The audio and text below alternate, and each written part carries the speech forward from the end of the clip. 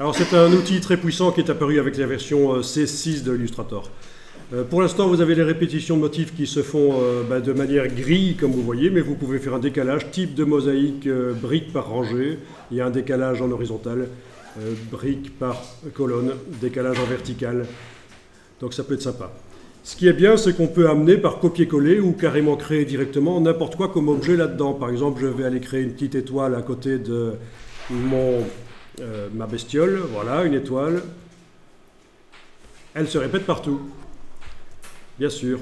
J'en fais une deuxième, une troisième, ben ça se répète, voilà. C'est au raccord directement. Quand je vais utiliser le motif sur un objet, ce sera comme ça. Vous pouvez mettre les couleurs que vous voulez, bien sûr, etc. Donc c'est sympa, c'est un motif. Je sors de la création de motif avec le fil d'Ariane là au-dessus, avec la petite flèche.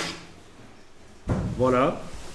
Donc mon motif est là, modifié dans la palette nuancier. Quand je l'utilise sur n'importe quelle forme, il est comme je voulais.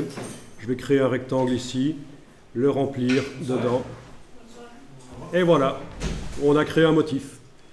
Rapidement, hein, on a vraiment survolé très rapidement le générateur de motifs. En général, je passe 2 heures là-dessus. Mais vous avez une première approche de la création de motifs comme ça.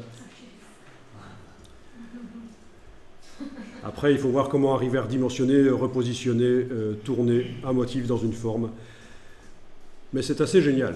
Avant C6, c'était assez difficile de faire des motifs dans Illustrator. Depuis C6 et ce générateur de motifs, c'est quand même beaucoup plus facile.